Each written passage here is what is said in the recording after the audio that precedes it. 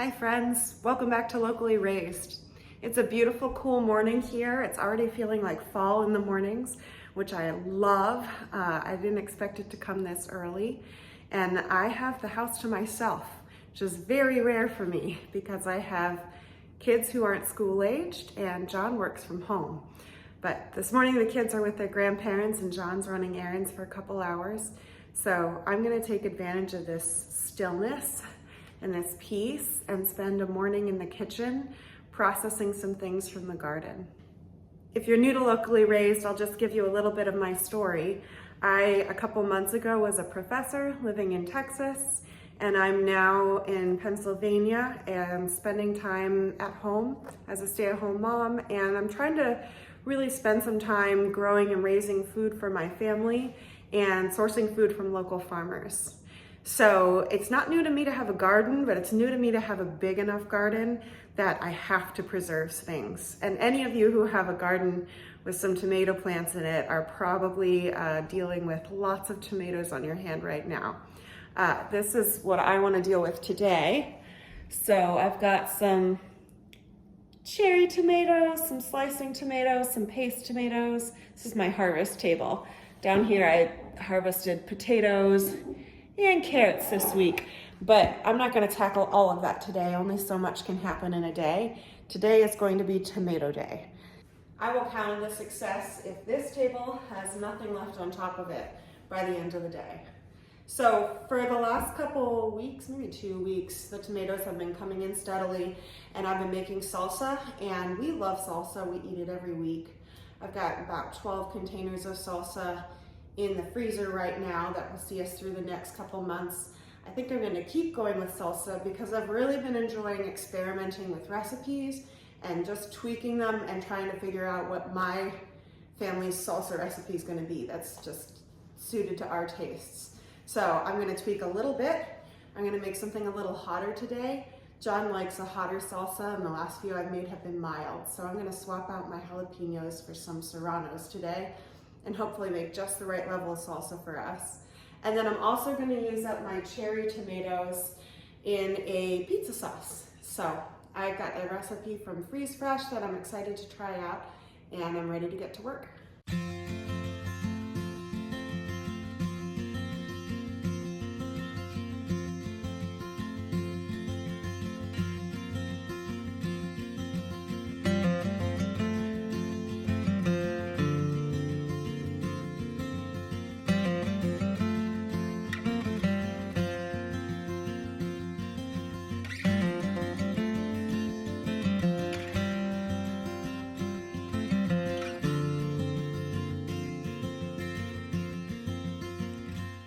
I'm going to start with coring the tomatoes. For the salsa, I'm just going to use slicing tomatoes and paste tomatoes. As I said, I've been experimenting with my salsa recipe for the last couple batches, and I've found that I don't like a lot of cherry tomatoes in my salsa. I am not hating on anybody who loves making cherry tomato salsa. I have tasted some delicious salsas made with cherry tomatoes, but my cherry tomatoes are pretty sweet.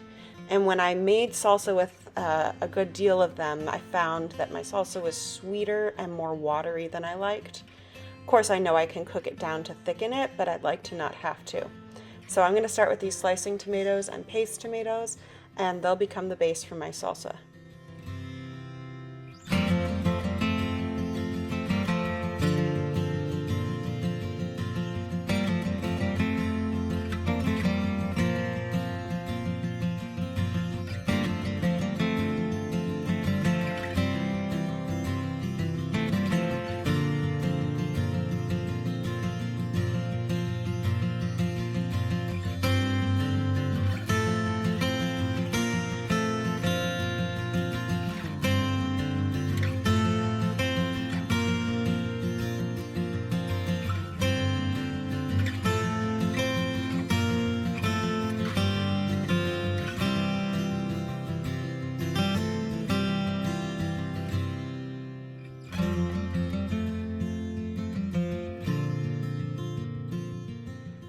I'm making a double batch of salsa today, which means I'll be processing 16 pounds of tomatoes. I think this will be the last batch of salsa that I place into the freezer, And after that, I believe I'll continue making some salsa, because we do eat a lot of it, but I'm going to start canning it. One of the things I'm learning as I'm starting this journey towards preserving more of my family's food is that I just have to experiment to learn which things we like better canned and which things we like better frozen. I love the convenience of home canned foods. I like that I can improvise a meal a little bit more easily because I don't have to think ahead to thaw something. I can open a can and the food's ready to go. I also really like that I don't have to worry about limited storage space when it comes to canned goods. Freezer space is limited. Space for canned goods is less so. However, canned goods do have their disadvantages. Sometimes canning alters the flavor or the texture or the nutritional value of the food more than I would like, and I find that freezing preserves the food's flavor and texture and taste a little bit better. So this is a constant process of figuring out what do we like to have canned and what do we like to have frozen.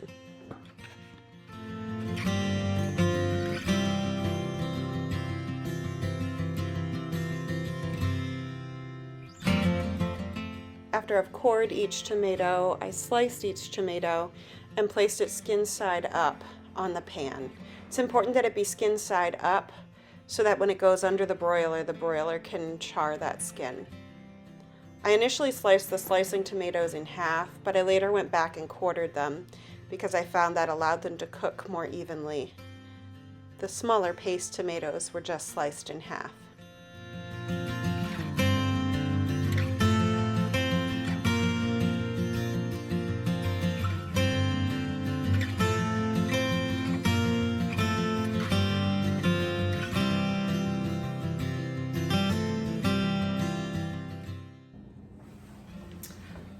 I'm going to preheat the broiler so that it's at full heat when I put each of these cookie sheets into the oven.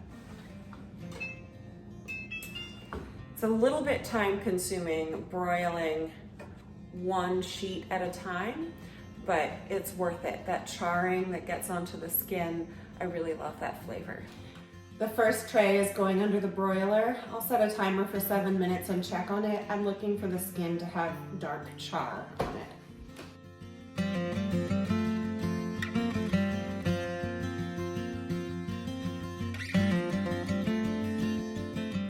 While those tomatoes are under the broiler, I'm going to start preparing some of the other ingredients that'll go under the broiler.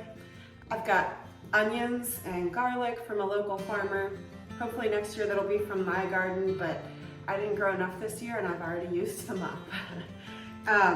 We'll also have jalapenos. I'm also going to incorporate some serranos for my husband because I can't seem to make these batches quite hot enough. I've been de-seeding and I know I could leave the seeds in to make it hot, but I'm afraid I'm going to go too far if I stop de-seeding. So we'll do jalapenos and serranos.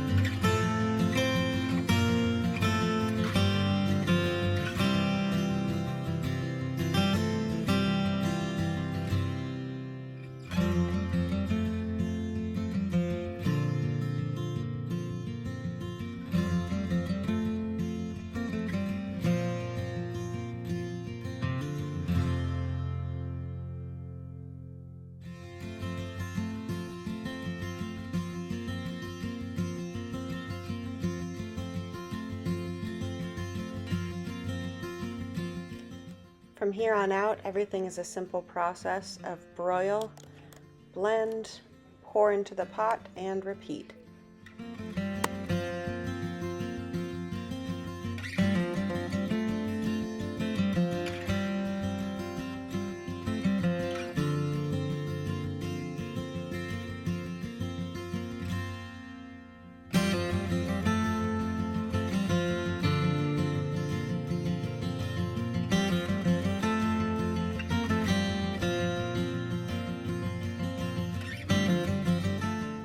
The garlic went into the oven with skins on.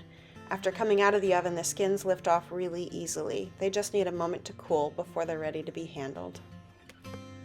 The roasted garlic and some fresh cilantro go into the last batch in the blender to be blended and mixed into the pot to season the rest of the salsa.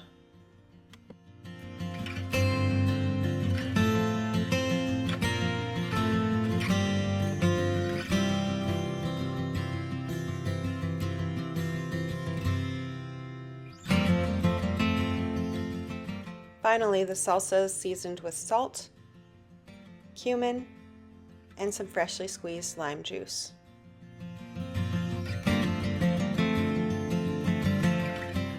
I'm ready for the first taste test. I set aside 2 of the roasted jalapenos so that I still have some options for adjusting for heat. I wish John was here because I kind of want to adjust this batch to his heat preference. But I know he likes a little hotter than I do, so I think I can taste it and figure out what's slightly uncomfortable for me, and that'll be the sweet spot for him.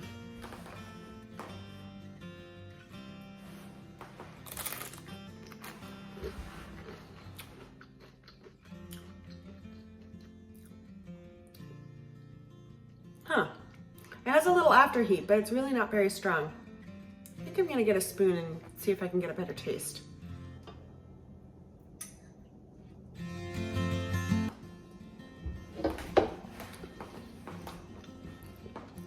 I do like the flavor that charring gives to it.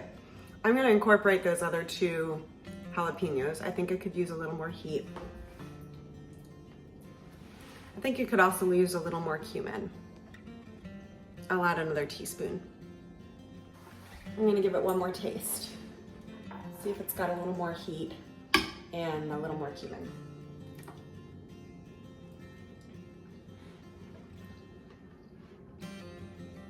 Yeah, I like that. That's good. Hopefully John likes it too. It is thinner than I typically like. It seems like the thickness of my salsa changes every batch. And I'm sure that's just got something to do with the variety of moisture from one tomato to the next. I'm gonna put this on the stove and condense it down a little bit so that I get a slightly chunkier salsa. I'm gonna let this come to a simmer, and then I'll set a timer for 30 minutes and check in on it and see if I like the consistency at that point. While the sauce is coming to a simmer, I'm gonna start on my next recipe for using up all my cherry tomatoes. So I'm gonna be making a pizza sauce, a cherry tomato pizza sauce, and it comes from the book Freeze Fresh. It starts with de-seeding all of the cherry tomatoes. If I'm completely honest, often I skip this step when I see a recipe that calls for de-seeding. I just don't mind seeds that much, and I find it kind of tedious to de-seed. But for a pizza sauce, I do think it seems right that the gel and the seeds be taken out so that you're just left with the meaty texture and the thickness that we need for sauce. So I'm gonna get started on this repetitive task and try to find it peaceful and soothing.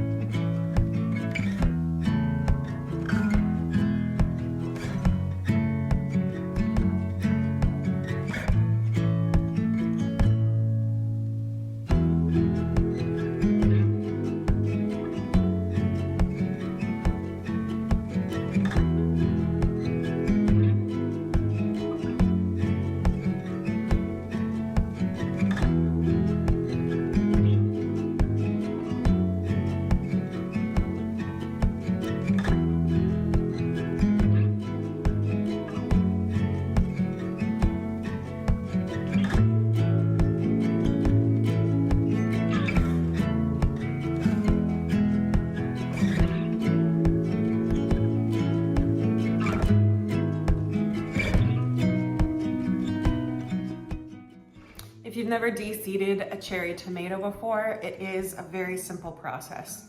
I'll show you.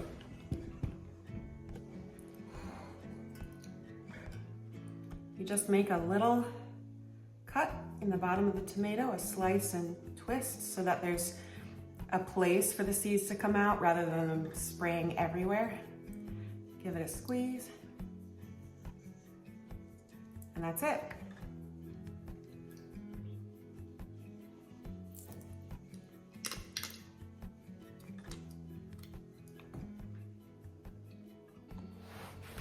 This has condensed down for 20 minutes, and I think it's as much as I'd like it to be condensed.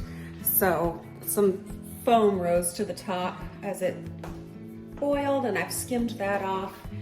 And I have a little bit less now, but it's thicker. I like the consistency. So I'm gonna let that cool, and then I can't decide if I wanna freeze it or can it. I've frozen everything else so far. I might just continue along that path because it's easier. We'll see once it's cool.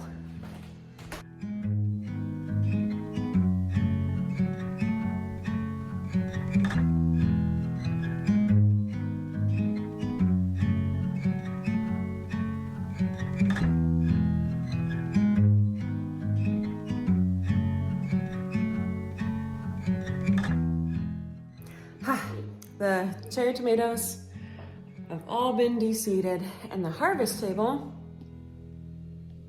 is empty. Of course, there's a little more processing to do with these, but it feels good to see that empty tabletop. This recipe calls for 12 cups of cherry tomatoes.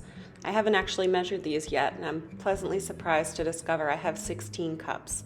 So I'll be making a batch and a third.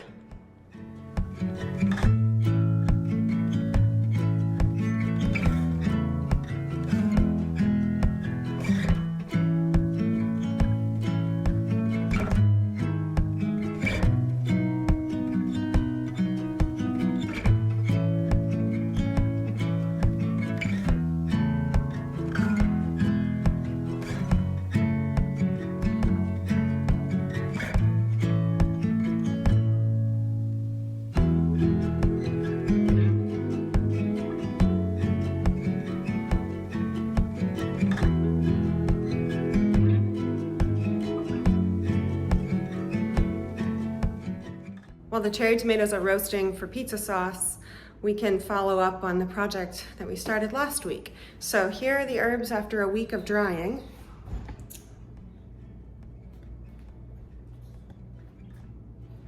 Everything looks great except the chives. The chives just drained of all their color as they dried, and I gave them a little taste, and I think they've lost a lot of flavor too. So I'll have to do a little bit of reading about how to dry chives, but I'm gonna leave them. It's okay if one thing is a loss. I'm gonna put the rest in jars and get them on my shelf.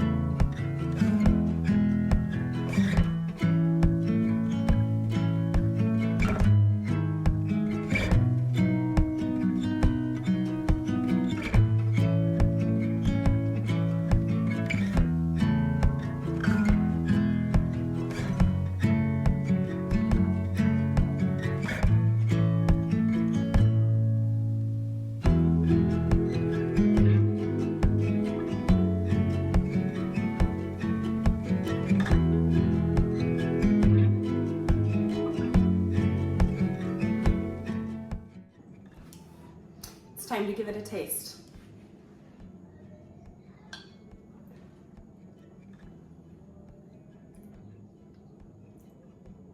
I really like that texture. That seems like the texture of a pizza sauce. I'm surprised how thick those tomatoes become once they've had their seeds and their gel removed and they're really cooked down to just soft flesh. I think it could use a little more garlic and lemon juice. I want a little bit more depth with the Italian flavors. So I'm going to try adding a bit more and check on it again.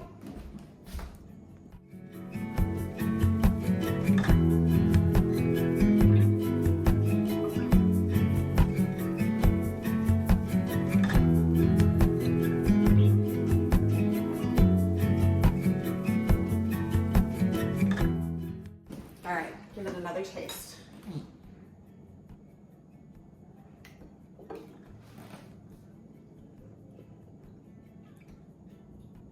Yeah, I like that brightness and depth. This is satisfying. I haven't made pizza sauce before. It feels good.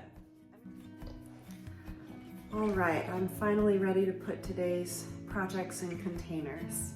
I had to pause my projects. I needed to take care of the kids, and now it's after dark. So I know this isn't perfect lighting for filming, but I am working with what I've got. It's been a long day.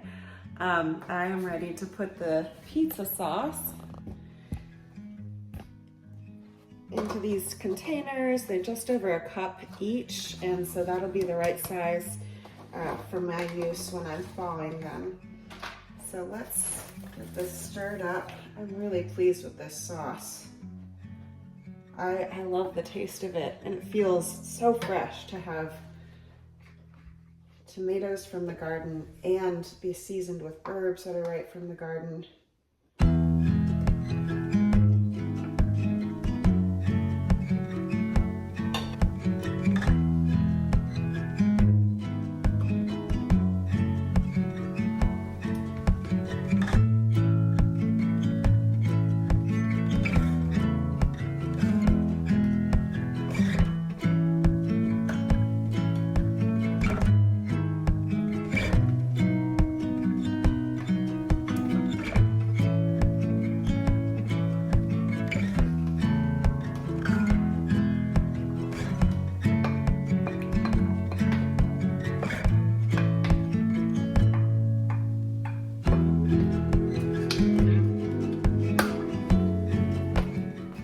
That gave me 6 containers, which is great. And those are all gonna go into the fridge. I'm gonna give the flavors a chance to meld before I put them in the freezer tomorrow. Finally moving on to the salsa. I have a gathering coming up in a couple days, and I'm supposed to bring some kind of side dish or snack. So I've decided I'm gonna fill this bowl with salsa, and that'll come with me. Whatever I have left over, I will put in freezer containers, and they'll go in the freezer and continue to feed us.